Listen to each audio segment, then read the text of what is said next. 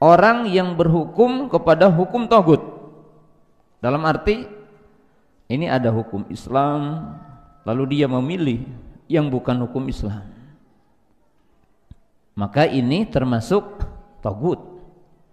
Artinya beribadah kepada tagut.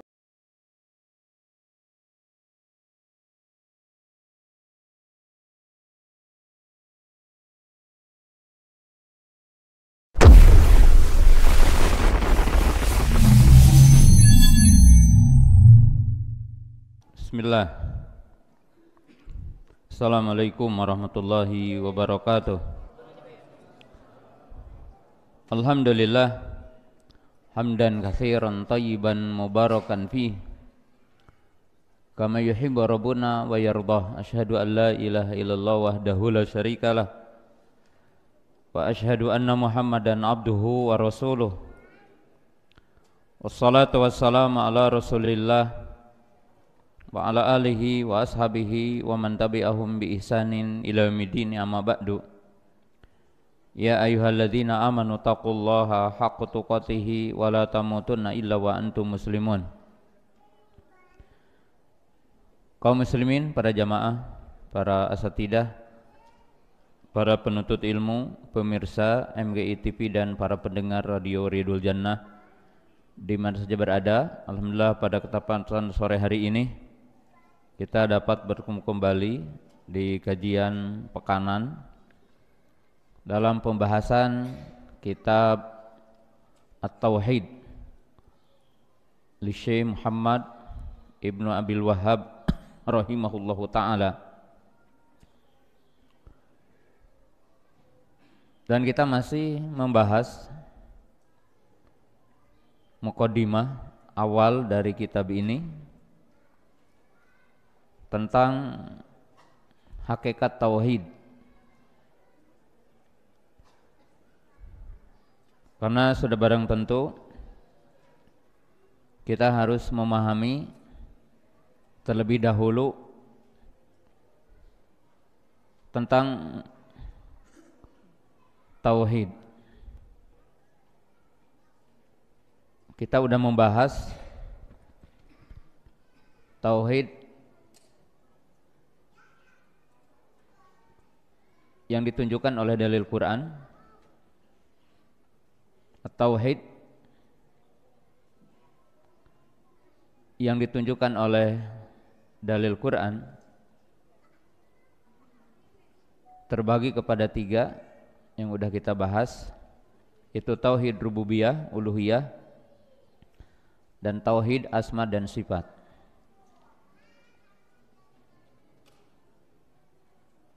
Kemudian kita telah jelaskan inti dari tauhid adalah tauhid uluhiyah, yaitu ifradullahi ta'ala bil ibadah, ifradullahi ta'ala bi af'alil ibad. Bahwa inti dari tauhid yang didakwahkan oleh para nabi, didakwahkan oleh para rasul adalah mengesahkan Allah dengan ibadah. Ifradullahi ta'ala bil ibadah, ifradullahi ta'ala bi af'alil ibad. Kemudian kita telah bahas tentang hakikat ibadah. Ibadah yang didefinisikan oleh para ulama, salah satunya didefinisikan oleh Syekh Muhammad atau Syekhul Islam Ibnu Taimiyah, adalah ismun jami'un likulli ma yuhibbullahu wa yardahu minal aqwali wal af'ali adh-dhahirati wal batinah. Bahwa ibadah itu nama yang mencakup kepada setiap apa yang Allah cintai dan Allah ridhoi dari perbuatan dan ucapan yang nampak ataupun tersembunyi. Yang kita bahas, ibadah itu usulnya 3, yaitu ibadatul qalbi, ibadatul lisan, ibadatul jawarih, yaitu ibadah hati, ibadah lisan, dan ibadah anggota badan, yang mencakup ibadah hati, qaulul qalbi, amalul qalbi, qaulul lisan, amalul lisan, amalul jawarih, yaitu menjadi 5. Kemudian kita telah jelaskan kaidah penting tentang ibadah di dalam pertemuan yang telah lalu.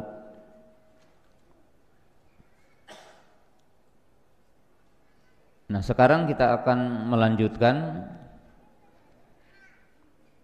ayat yang dibawakan oleh muallif, masih ayat yang kedua, yaitu Allah berfirman, qala al-muallifu rahimahullah ta'ala, wa qawluhu wa laqad ba'atsna fi kulli ummatin rasula an i'budullaha wajtanibut taghut.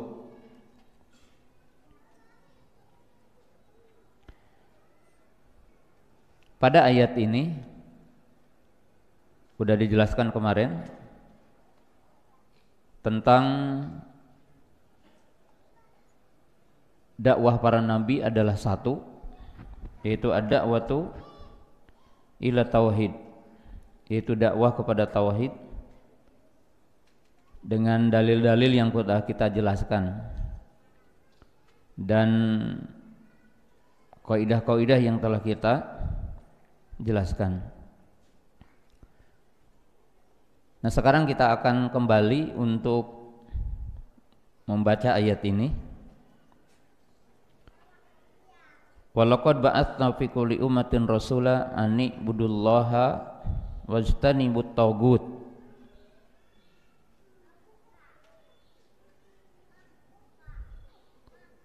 Nah, sekarang kita akan jelaskan dulu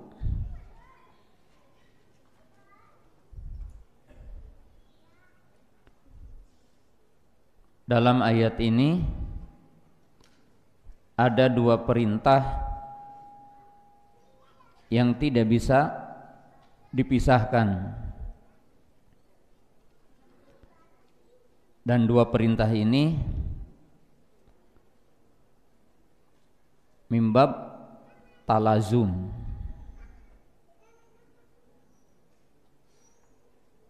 dan 2 perintah ini mimba bidzikri al-arkan. Nah, itu harus dipahami bersama ya. Ayat ini kita terjemahkan ke bahasa Indonesia. Walaqad ba'atsna, sungguh kami telah mengutus, dimaksud Allah, fi kulli ummatin, ay ala kulli ta'ifatin, untuk setiap kelompok manusia,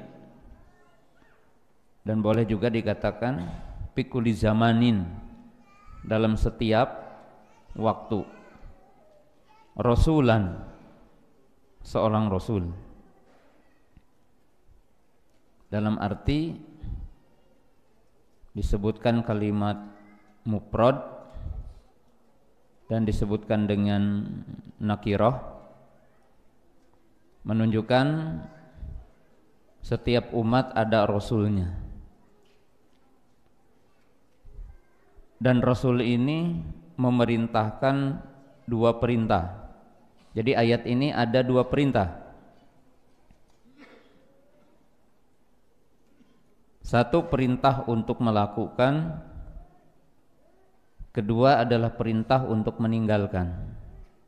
Dan ini dikatakan awamir wa nawahi, adanya perintah dan larangan, yaitu merupakan 1/3 Al-Quran. Yang saya sudah jelaskan, Quran itu ada khobar, ada awamir wa nawahi, ada al-wa'du wal wa'id. Nah, 2 perintah ini Jadi saya tadi katakan ayat ini menjelaskan dua perintah. Perintah ini yang pertama u'budullaha, yaitu perintah untuk beribadah kepada Allah. Yang kedua, perintah untuk menjauhi togut atau kufur kepada togut. Wajtanibut togut, dan untuk menjauhi togut.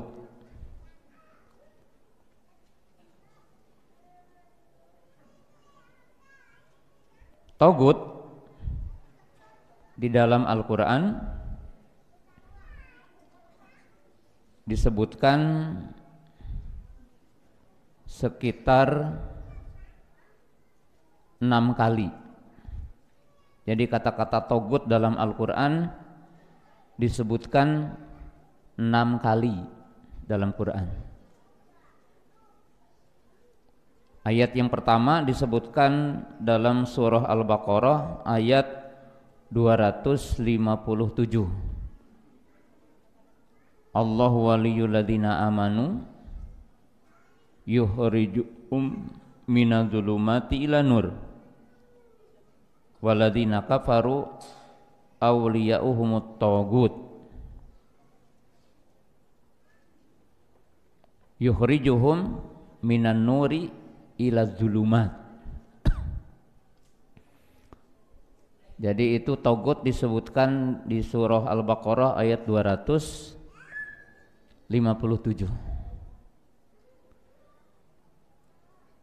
Yang kedua disebutkan dalam surah An-Nisa ayat 60,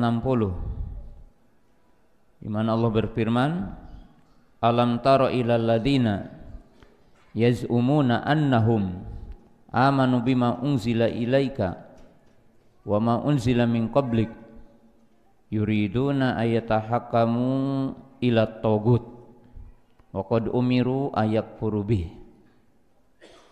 Itu surah An-Nisa ayat 60.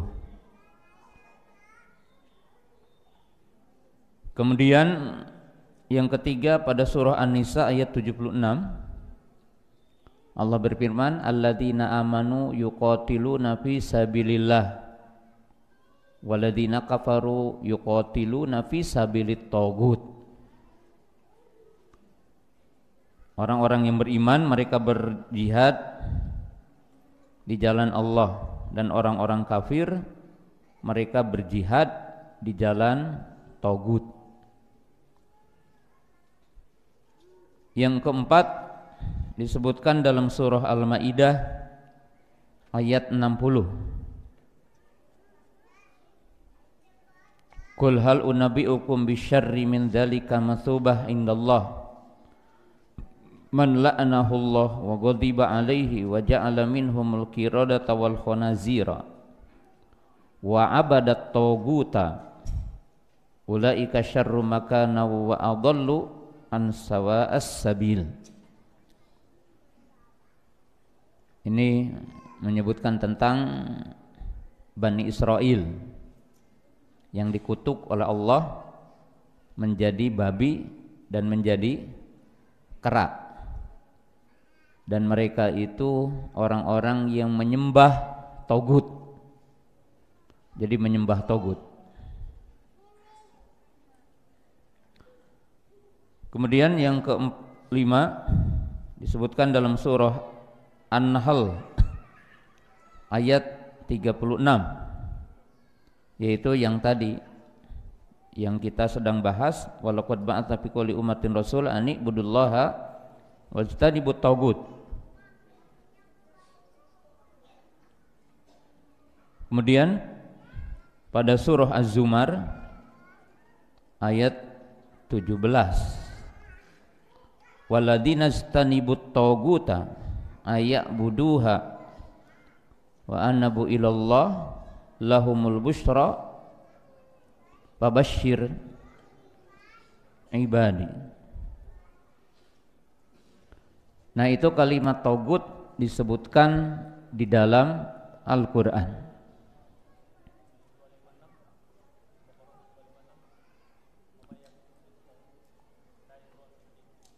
Pemayakpur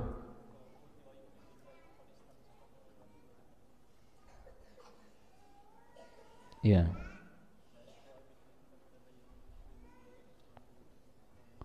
Togut. Iya. Bisa juga. Itu surah Al-Baqarah ayat berapa? 256-nya. Jadi boleh jadi itu. Boleh, enggak apa-apa. Nah, kita tahu dalam ayat ini ada dua perintah. Perintah untuk ibadah kepada Allah dan perintah untuk meninggalkan togut. Togut di dalam Al-Quran ya tadi disebutkan dalam 6 tempat, atau boleh juga tadi disebutkan ayat yang ke-6 ke-7 itu surah Al-Baqarah faman yakfur bit togut wa yu'min billah faqad istamsaka bil urwatil wuthqa. Nah, togut apa yang disebutkan dalam Quran dari sisi makna at-togut bimana at-tughyan, yakni bimakna muzawajatul had. Artinya togut itu arti bahasa yang paling sederhana itu melampaui batas. Jadi arti dari togut itu melampaui batas. Tapi definisi yang paling mudah mengartikan togut dengan sejumlah ayat yang disebutkan dalam Quran, togut itu kullu ma ubida min dunillah. Wa zada ba'dul ulama wa huwa radin. Kalau kita merelevansikan dengan ayat yang sedang kita bahas, yaitu di surah An-Nahl tadi, jadi di surah An-Nahl yang sedang kita bahas itu ayat 36, ani'budullaha wajtanibut togut. Maka para ulama menafsirkan togut kepada bagian dari makna togut, yaitu kullu ma ubida min dunillah wa huwa radin. Apa itu togut? Setiap yang diibadahi selain Allah dan dia ridha untuk diibadahi. Kullu ma ubida min dunillah wa huwa radin. Para ulama memberikan satu batasan untuk mendefinisikan togut. Apa itu togut? Togut itu adalah yang diibadahi selain Allah dan dia ridha untuk diibadahi. Jadi itu berarti togut itu dalam definisi sosok, ya, yaitu yang diibadahi selain Allah dan dia ridha. Ya.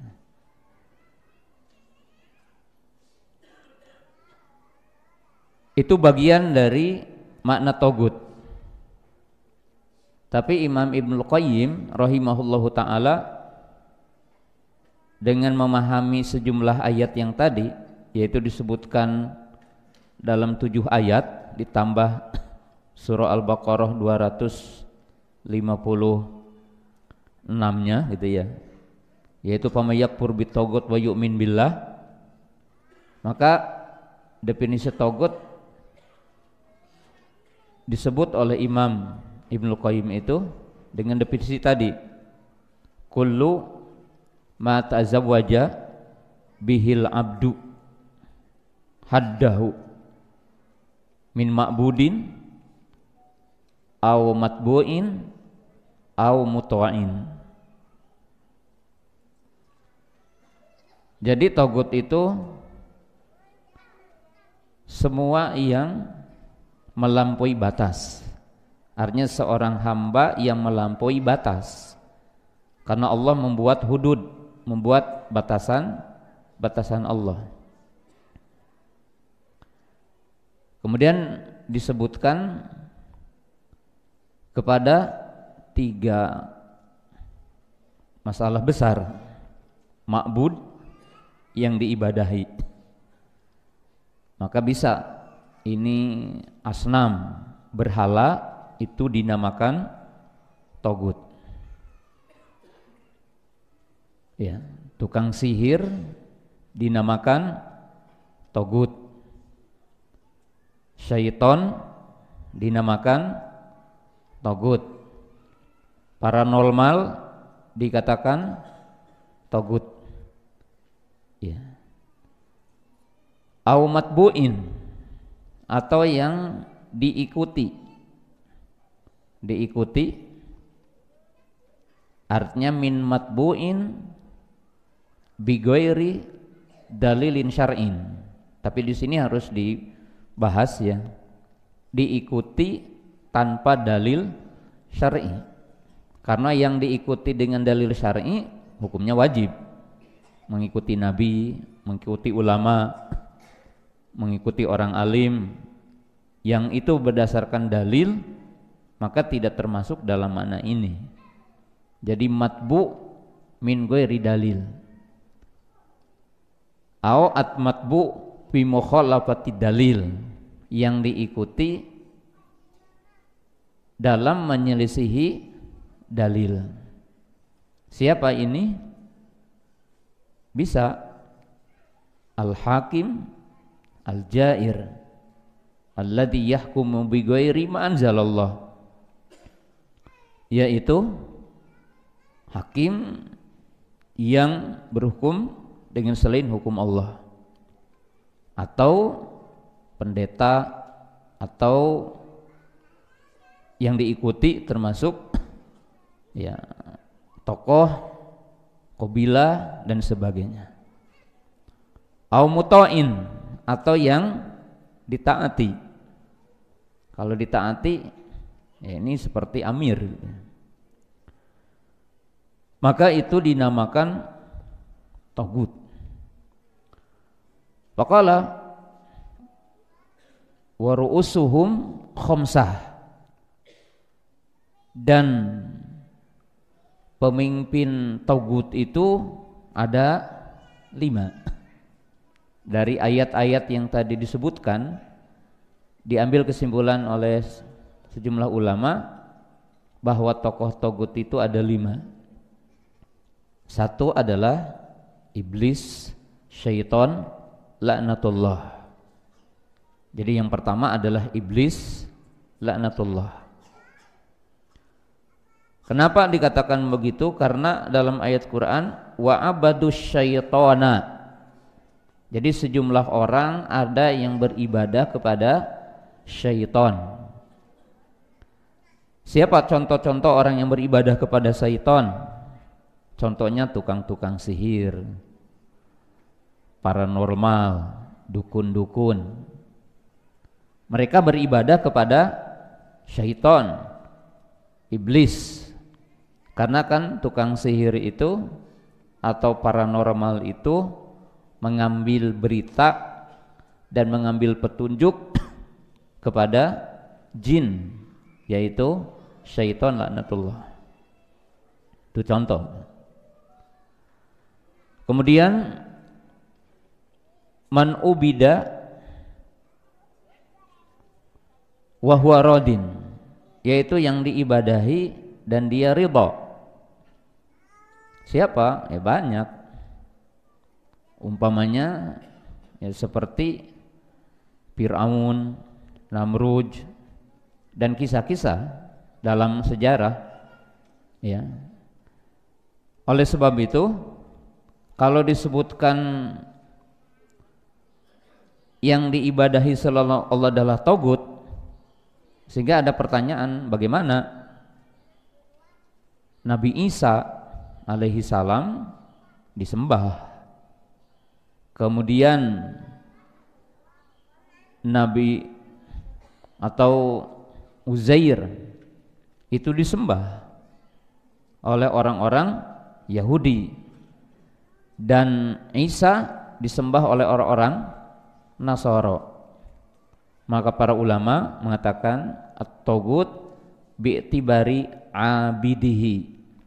Jadi togutnya itu ditinjau dari yang beribadah kepadanya, bukan bi'tibaril ma'bud, bukan ditinjau dari yang diibadahinya. Karena Nabi Isa bukan togut walaupun disembah selain Allah, karena Nabi Musa tidak ridho disembah. Maka turunlah ayat, sebuah pertanyaan kepada Nabi Musa, apakah engkau dengan ibumu, Nabi Isa alaihissalam, ketika turun ayat dan Allah bertanya, apakah engkau dengan ibumu mengajak untuk manusia beribadah padamu, ya, maka beliau mengatakan, Maha Suci Allah.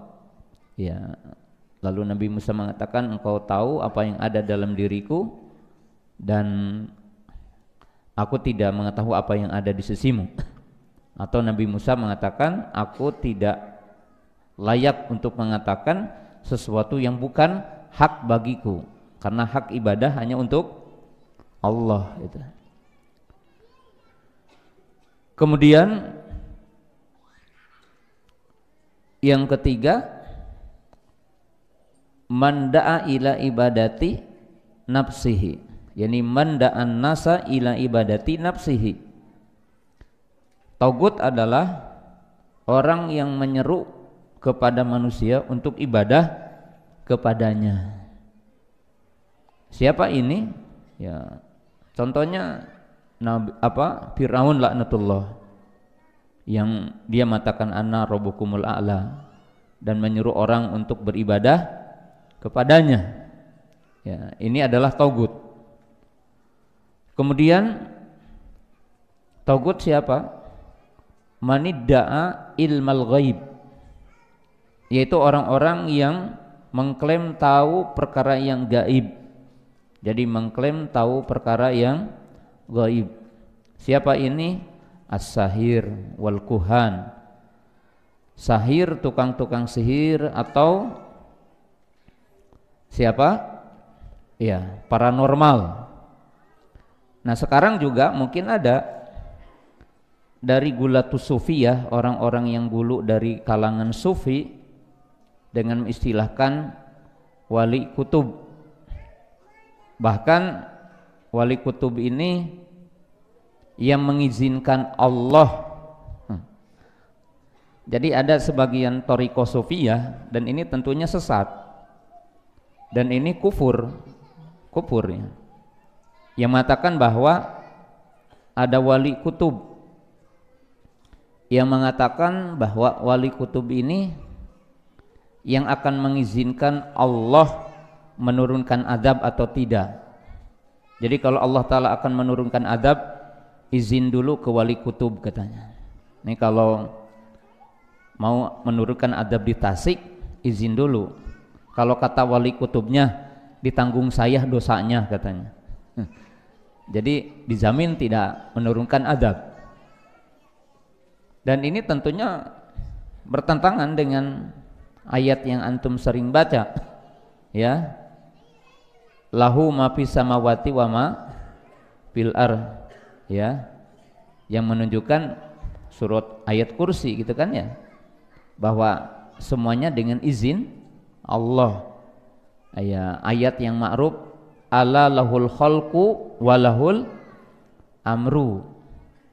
Bahkan ada wali, ini sering juga, wali yang punya kun payakun. Jadi ada wali yang punya kun payakun. Jadi wali yang mendapatkan legalitas kun fayakun. Nabi saja kan tidak kun fayakun.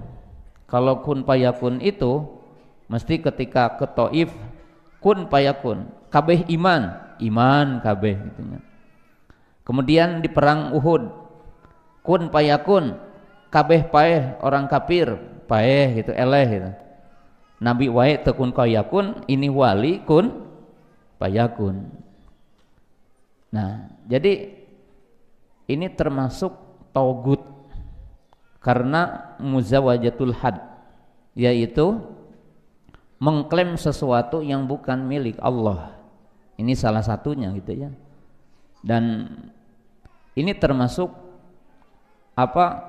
bagian-bagian dari kekufuran yang sangat bahaya terhadap akidah Islam. Kemudian yang kelima yang merupakan pemimpin togut adalah Al-Hakimul Jair, Al-Hakim Al-Jair alladzi yahkumu bi ghairi ma anzalallah. Jadi hakim yang fajir yang dia tidak berhukum dengan hukum Allah, maka masuk kepada togut. Ya. Kaum muslimin jamaah yang dirahmati Allah Ta'ala, kita pelan-pelan agar kita paham tentang tauhid. Jadi tauhid ini Allah menetapkan perintah dan Allah menetapkan larangan. Jadi perintah itu perintah untuk melakukan, perintah untuk meninggalkan. U'budullaha wajtanibut tagut. Perhatikan, dua perkara ini syai'ani mutalazziman. Dua perkara ini dua perkara yang talazum. Dua perkara ini ruknan, dua rukun. Perhatikan, mutalaziman artinya tauhid dinamakan dengan tauhid itu mesti an-nafyu ma'al isbat wal isbatu ma'an nafi. Jadi yang dinamakan dengan tauhid itu mesti dua perkara ini artinya saling mengikat dan saling berkaitan. Artinya apa?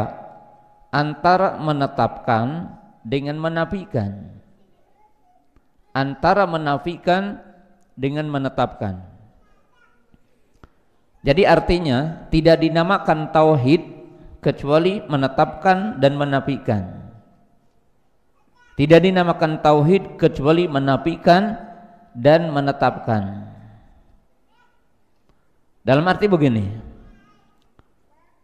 kalau kita menyembah Allah maka tidak dinamakan tauhid sehingga kita mengingkari dan kufur kepada setiap yang disembah selain Allah.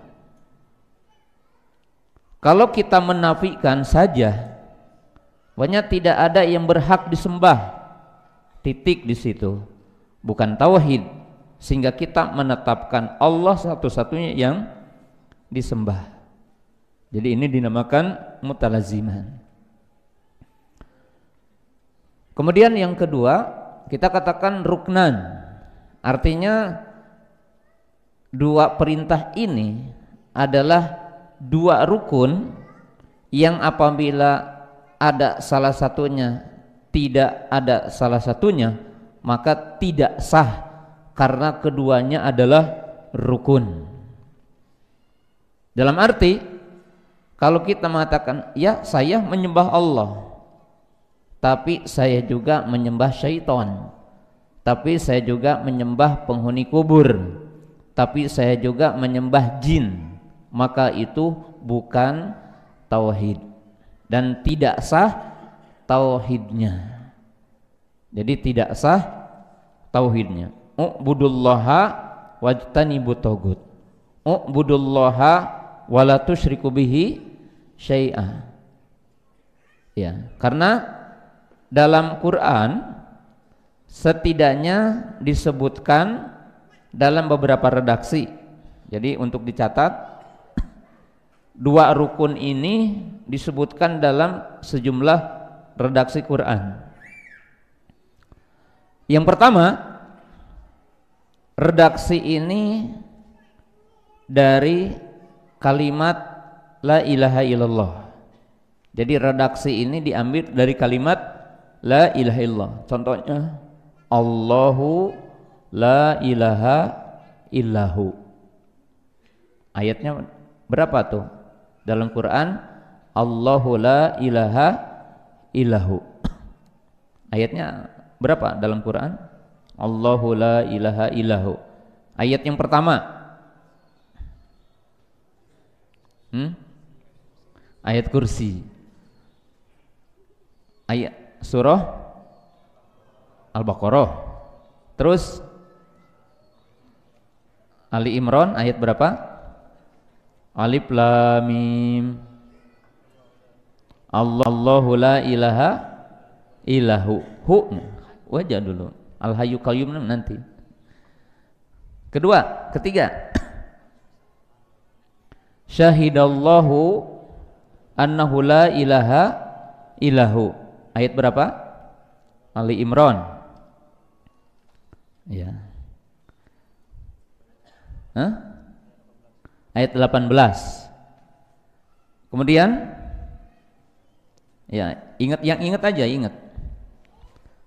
Surah Toha. Allahu la ilaha illahu lahu asmaul husna. Surah Al-Hasyr.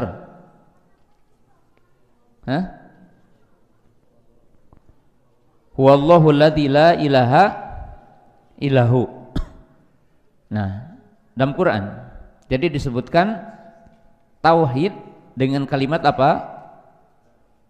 La ilaha illahu. Itu. Kedua, jadi khitab Quran. Yang kedua apa? Perintah tadi. Apa ayatnya? Tadi. Ani budullaha wajtanibut tagut. Kemudian ketiga, u'budullaha wa la tusyriku bihi syai'a. Wa qada rabbuka alla ta'budu illa iyyahu. Ya qaumi budullaha ma lakum min ilahin ghairuh. Berarti dalam Quran selalu perintah untuk mentauhidkan Allah dibarengi dengan larangan apa? Syirik atau meninggalkan setiap yang diibadahi selain Allah. Itu dalam Quran. Jadi mutalaziman. Jadi dua rukun yang tidak sah tauhid tanpa mengumpulkan dua rukun itu. Berikutnya mahlan sedikit, ya, tapi sulit. Makanya harus connect terus ya. Walaqad ba'atsa fi kulli ummatin rasulna an ibudullaha wajtanibut tagut. Tadi udah disebutkan tagut, larangan kita beribadah kepada tagut. Nah, berikutnya apa yang harus kita tahu tentang tagut tadi? Ya. Allah menyebutkan dalam Quran gimana sih ibadah kepada tagut. Kan tadi apa? Ani budullaha wajtanibu tagut. perintah untuk mengikhlaskan ibadah kepada Allah, larangan kita ibadah kepada togut, kan gitu berarti maknanya ayat tadi. Nah sekarang kita cari dalam Quran bentuk ibadah kepada togut. Gimana sih ibadah kepada togut itu? Apakah ibadah kepada togut itu semata-mata kita ibadah kepada berhala atau gimana? Nah, dari 7 ayat yang tadi kita bisa memahami bentuk-bentuk ibadah kepada togut. Kita ambil yang jauh dulu. Satu bentuk ibadah kepada togut adalah muwalatut togut. Bentuk ibadah kepada togut adalah wala, loyalitas kepada togut.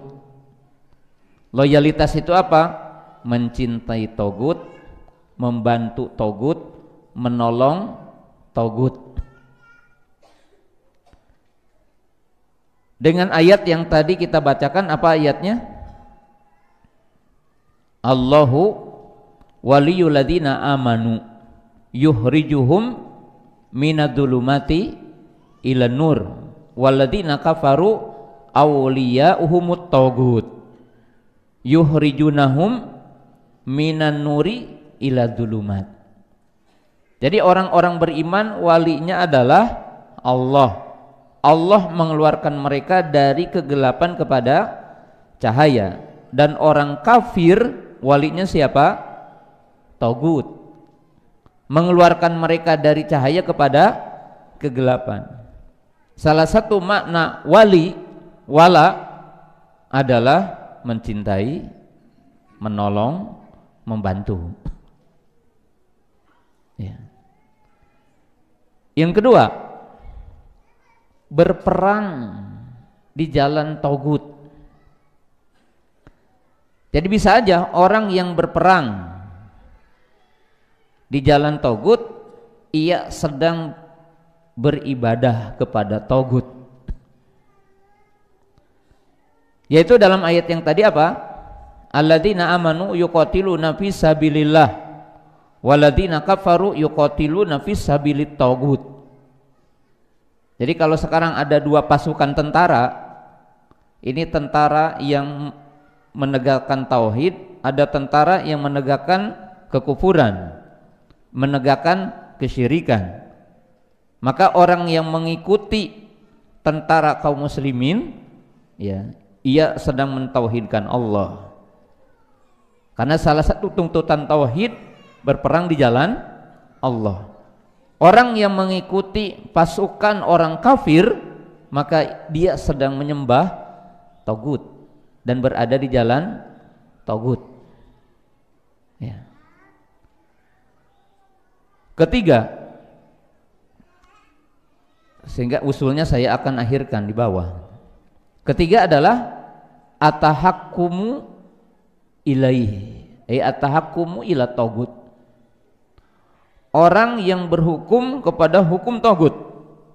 Dalam arti ini ada hukum Islam, lalu dia memilih yang bukan hukum Islam. Maka ini termasuk taghut. Artinya beribadah kepada taghut. Sebagaimana disebutkan dalam surah An-Nisa ayat berapa tadi? Ayat 60. Yang keempat, dan ini intinya, yaitu apa? Al-ibadatu ila ghairillah, beribadah kepada selain Allah. Jadi beribadah kepada selain Allah. Nah, ibadah ini mencakup yang kemarin, baik ibadah qalbiyah, ibadah lisan, ibadah jawarih. Jadi kalau ada orang menyembelih kambing untuk jin, menyembelih kambing takorub kepada penghuni kubur atau kepada syaitan, maka ia beribadah kepada tagut. Ya.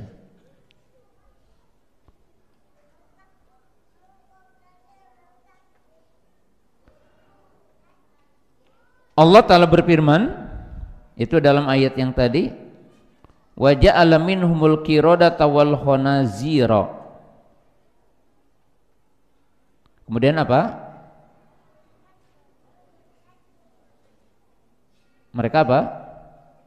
Wa abadat tagut, dan mereka menyembah apa? Tagut.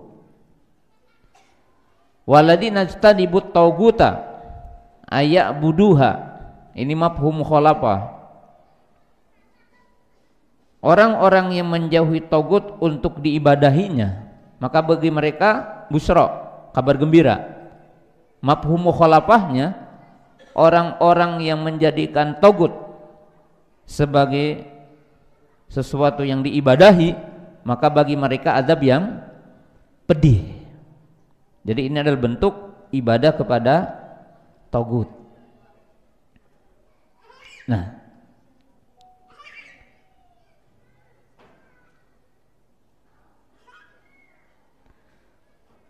pelajaran terakhir untuk sore hari ini dari ayat walaqad ba'atsna fi kulli ummatin rasula an ibudullaha wajtanibut tagut.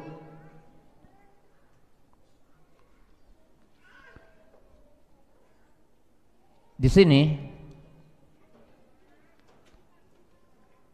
diambil 3 kesimpulan besar di sore ini.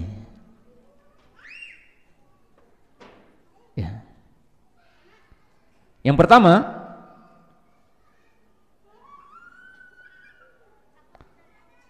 ahamiyatu da'wati rusul hiya da'watu ila tauhidil ibadah.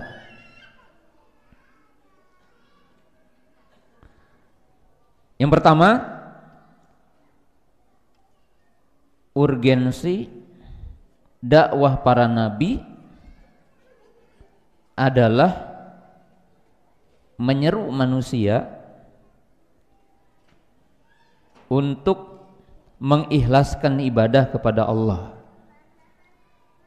yaitu dalam bentuk tauhid uluhiyah.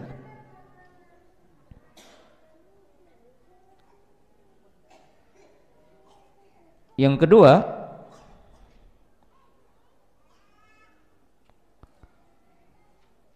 ad-da'watu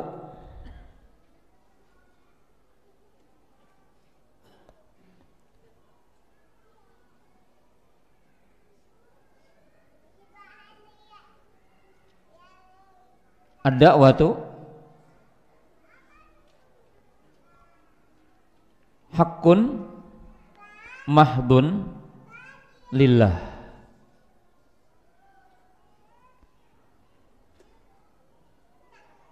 Yang kedua, bahwa ibadah itu hak semata-mata bagi Allah, yakni al-ibadatu haqqun mahdun lillah la yusyrikuhu fiha ahadun aw syai'un, kalau beli umum.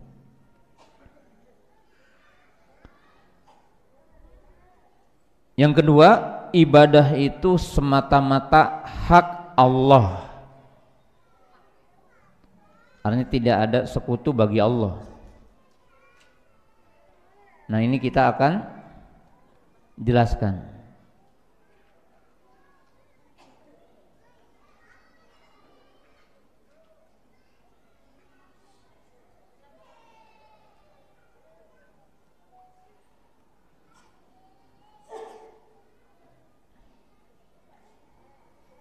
Yang ketiga,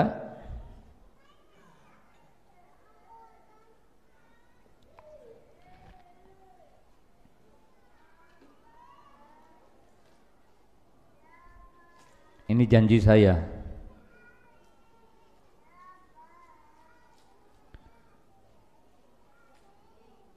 Yang ketiga,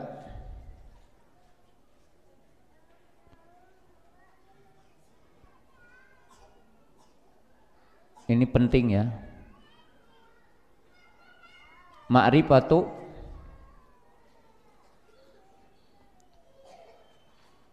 at-tariqati al-Qur'aniyah bi isbati tauhid, yakni tauhid uluhiyah. Yang ketiga, cara Al-Qur'an dalam menetapkan tauhid, yaitu tauhid uluhiyah, dan disebutkan bagiannya dalam ayat ini. Nah, kita pahami 3 poin ini. Yang pertama,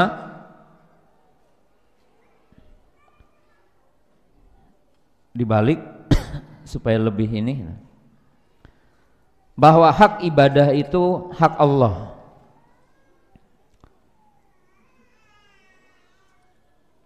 Allah semata-mata yang berhak diibadahi, dan manusia tidak boleh ibadah kepada selainnya, dan tidak boleh menyekutukan Allah dengan sesuatu apapun, dan tidak boleh menyekutukan Allah dengan siapapun, malaikat, nabi, jin, atau yang lainnya.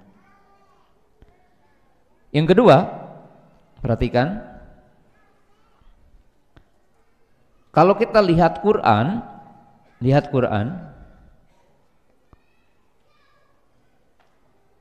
para nabi tidak diutus untuk mengajarkan tauhid rububiyah. Jadi bukan pokok-pokok ajarannya. Tapi para nabi diutus Allah menyeru manusia untuk mengikhlaskan ibadah kepada Allah. Maka para ulama mengatakan semua ayat yang disebutkan di dalam Quran tentang tauhid rububiyah itu sebagai dalil untuk tauhid uluhiyah. Lalu kenapa dikatakan bahwa para nabi, bahwa para rasul diutus oleh Allah Ta'ala sebagai tujuan utamanya mendeklarasikan, menyeru, mengajarkan tauhid uluhiyah? Para ulama mengatakan alasannya sebagai berikut. Pertama, bahwa mengakui Allah ada, mengakui Allah sebagai pencipta, mengakui Allah sebagai pemilik alam semesta, itu fitri. Jadi mengakui Allah sebagai pencipta, Allah sebagai pemilik, Allah sebagai pengatur, itu fitri. Artinya fitrah manusia yang lurus, yang tidak terkontaminasi dengan ucapan Fir'aun, yang tidak terkontaminasi dengan ucapan Namrud. Ini sejarah aja gitu. Itu tidak ada makhluk yang mengklaim mencipta, sehingga Fir'aun saja ketika dia sakratul maut disebutkan dalam ayat wastaiqanatha anfusuhum dulman wa uluwa, dalam arti fitrahnya mengakui pencipta itu Allah, Robnya Nabi Musa alaihi salam.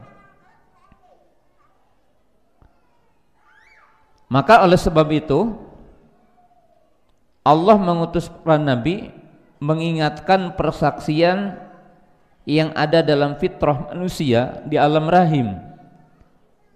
Ketika Allah bertanya, alastu bi rabbikum, qalu bala, syahidna. Jadi para nabi, para rasul diutus untuk mengingatkan tentang perjanjian di alam rahim dan untuk meluruskan dan menjaga fitrah salimah, bahwa tidak ada dua pencipta, yang memastikan tidak ada dua yang disembah gitu. Secara fitrah salimah. Yang kedua, sejarah juga membuktikan bahwa penyimpangan-penyimpangan dalam tauhid itu yang paling pokok penyimpangan dalam tauhid uluhiyah, yang Allah Ta'ala kisahkan bagaimana Nabi Nuh alaihissalam berdakwah, di mana mereka mengatakan mana buduhum illa liyuqarribuna ilallahi zulfa, di mana mereka mengatakan kami tidak menyembah mereka kecuali untuk mendekatkan kami kepada Allah, menunjukkan tauhid rububiyahnya ada dalam arti mengakui, bukan berarti mentauhidkan rububiyah sempurna, mengakui pencipta ada Allah, pemilik adalah Allah, pengatur adalah Allah. Nah, sehingga para nabi diutus oleh Allah Ta'ala untuk mengobati penyimpangannya dan berhujah dengan dalil yang secara fitrah mereka diakui. Ya, maka dikatakan tauhid rububiyah sebagai dalil untuk tauhid uluhiyah. Ya, jadi di situ poinnya. Ya, di situ poinnya. Kemudian Quran dengan secara lengkap mengetengahkan argumentasi tentang tauhid uluhiyah. Yang saya jelaskan pada waktu itu bayanu al-mustahiq lil ibadah, penjelasan yang berhak diibadahi. Man al-mustahiqu bil ibadah, al-mustahiqu bil ibadah wallah, yang berhak diibadahi adalah Allah. Bagaimana Quran menyebutkan dalil tentang yang berhak diibadahi adalah Allah. Quran telah begitu banyak menjelaskan dalilnya. Setiap ulama ada yang mengatakan saya bisa mengumpulkan 20 dalil, saya bisa mengumpulkan 10, ada yang lebih dari itu. Tapi kita akan ketengahkan bersama antum sekarang sambil dialog. Ya. Ingat hafalan kita tentang Quran. Ya. Kita ambil dulu dalam Quran. Dalam Quran ada 3. 1 sulusul Quran, 2 a'dhamu ayah fi kitabillah, 3 ummul kitab. Jadi pemirsa yang dirahmati Allah Ta'ala, Quran ada yang dinamakan sulusul Quran, ada yang dinamakan a'dhamu ayah, ada yang dinamakan apa? Ummul kitab. Nah, dalam 3 ayat ini, artinya dalam 3 ayat ini atau dalam 3 tempat ini berargumentasi tentang tauhid, yaitu yang berhak diibadahi hanya Allah. Nah, kita ambil dulu ayat yang paling populer yang dinamakan sulusul Quran. Apa sulusul Quran? Al-Ikhlas. Coba kita di situ. Qul huwa Allahu ahadu. Terus ayat keduanya apa? Allahu as-samadu, lam yalid walam yulad walam yakun lahu kufuwan ahad. Qul, siapa? Allah. Yang diperintah Rasul. Katakan Muhammad, Allahu ahadun. Allah itu esa. Esa dalam apa?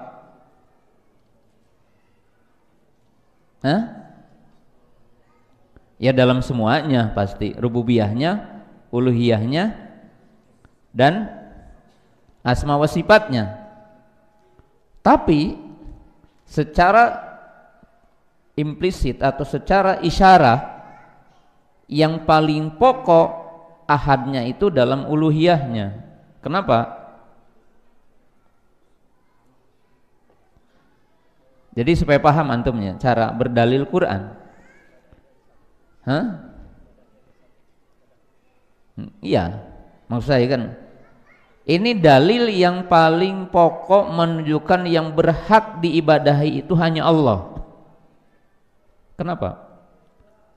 Qul huwallahu ahad. Dalilnya apa? Dari ayat ini. Pahami dulu. Makna Allah dul uluhiyah, al-ma'budul haq. Paham enggak? Allah dul uluhiyah, ai al-ma'budul haq. Labdul jalalah Allah, dul uluhiyah, ai al-ma'budul haq. Zat yang berhak disembah. Kenapa? Jadi maksudnya gini, kalau surat ini hanya menyebutkan asma wa sifat, itu tidak sangat penting.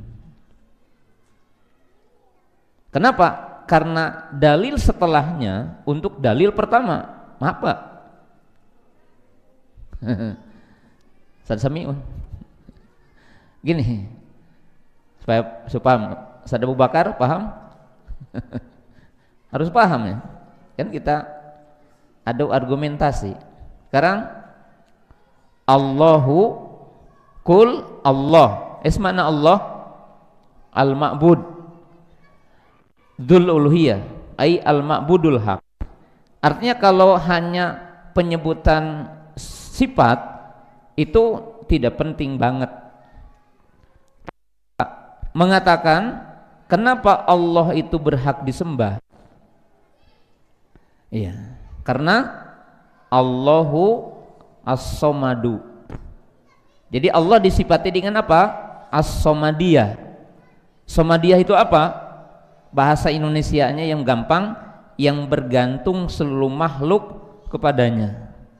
Berarti kalau bergantung kepada Allah seluruh makhluknya, Allahul Qawiyyu, Allahul Ghaniyyu, semuanya, Allah Khaliq, dan semuanya. Ya, makanya nama As-Somad itu termasuk dinamakan Asma Al-A'dham, yang apabila orang meminta Allah akan memberikan kecukupan dengan permintaannya. As-Somadu. Kemudian apa? Alladzi lam yalid wa lam yulad. Untuk menyempurnakan somadiyah, maka Allah menafikan usul, menafikan furu. Jadi tidak ada ubuwah, tidak ada apa? Bunuwah. Menunjukkan qaimun binafsihi, Allah berdiri sendiri. Kemudian apa? Lam yakun lahu kufuwan, tidak ada yang menyamai ahad. Berarti apa?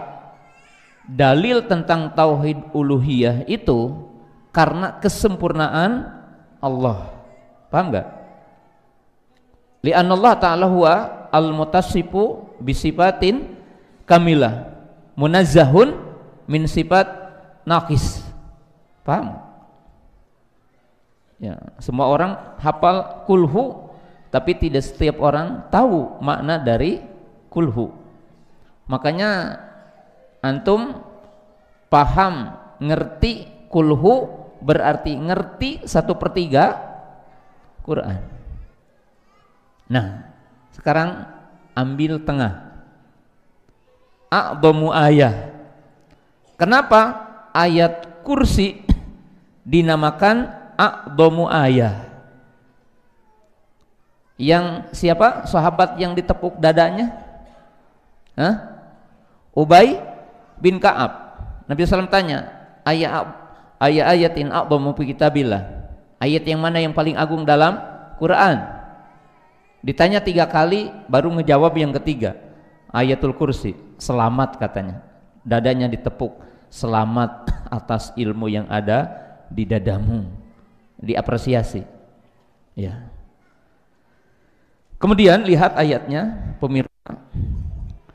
Allahu la ilaha illahu al-hayyu al-qayyum la ta'khuduhu sinatu wala naum lahu ma fis samawati wa ma fil ardh man dzalladzi yashfa'u indahu illa bi idzni ya'lamu ma baina aydihim wa ma khalfahum wa la yuhituna bi syai'in min ilmihi illa bima syaa wasi'a kursu samawati wal ardh wa la ya'udu khifduhuma wa huwal aliyyul azim.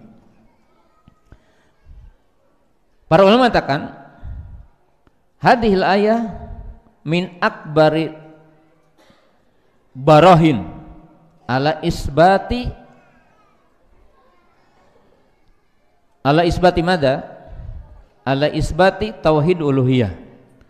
Ayat ini merupakan ayat yang paling agung argumentasinya tentang wajibnya mengikhlaskan ibadah hanya kepada Allah. Artinya tentang tauhid uluhiyah.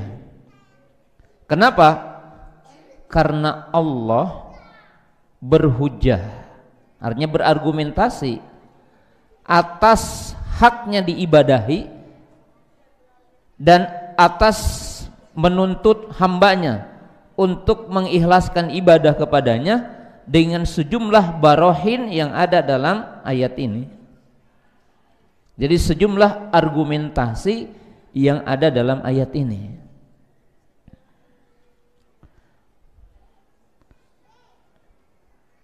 Apa sejumlah argumentasi yang ada dalam ayat ini? 2.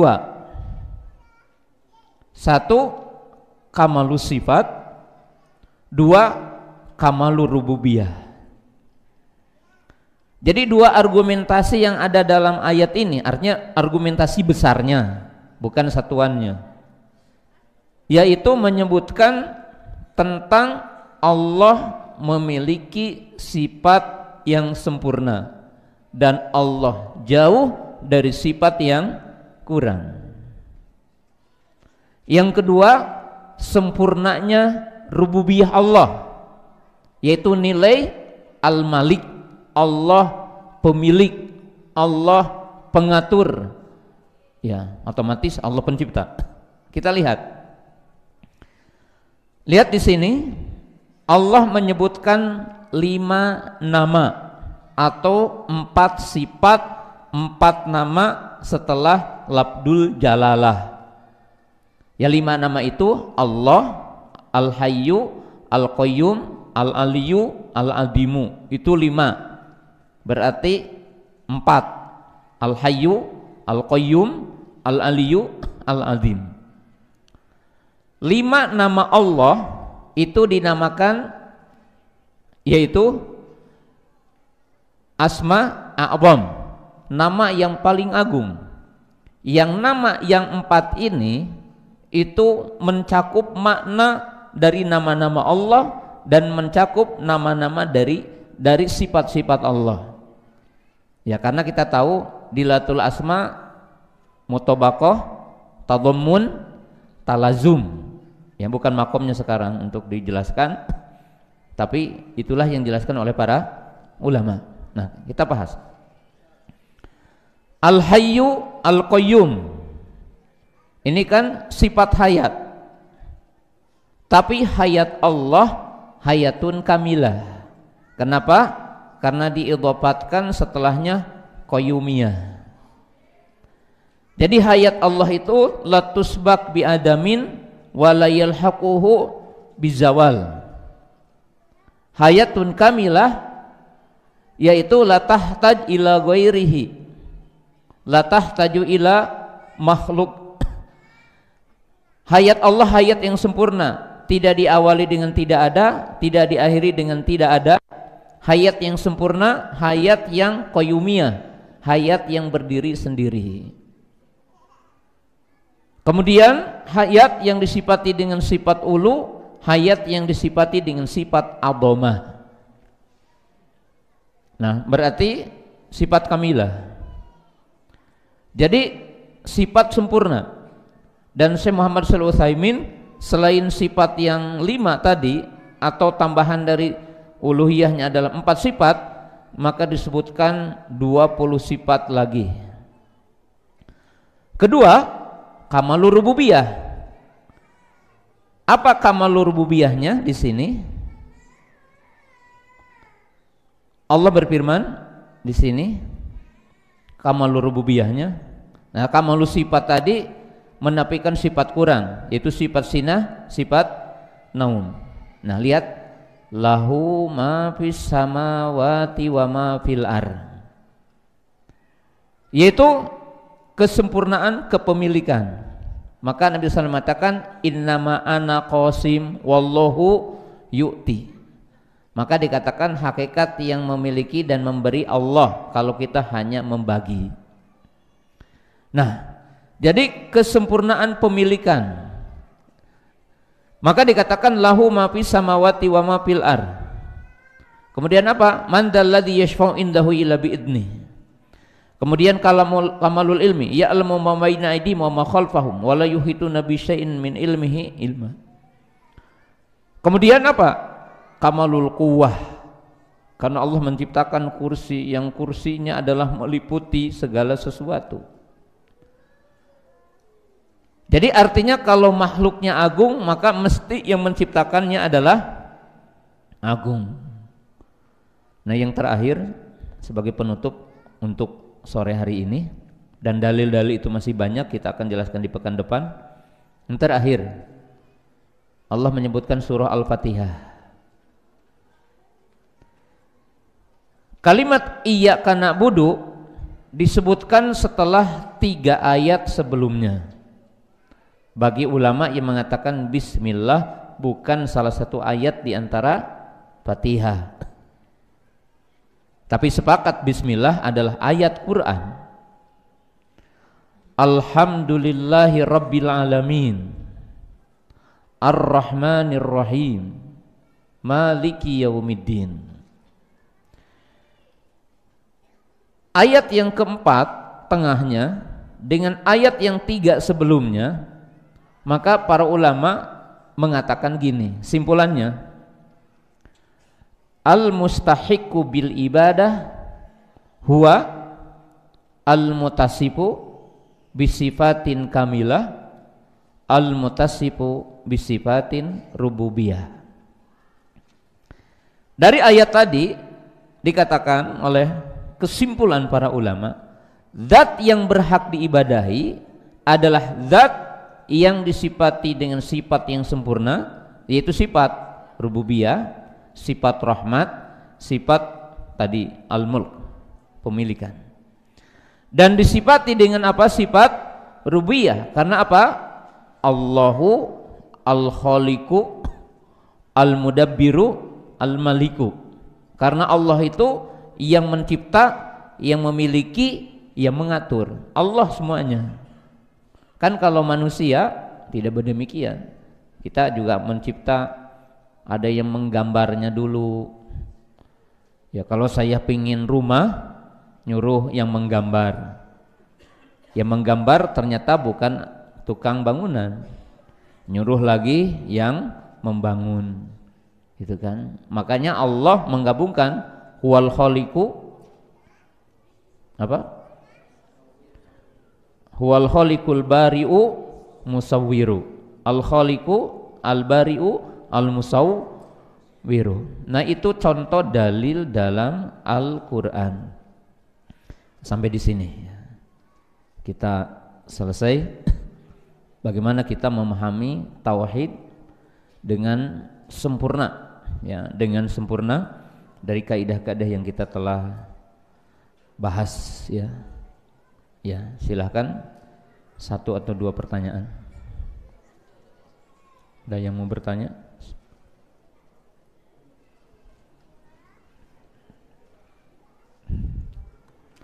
Tidak ya, karena saking jelasnya insya Allah.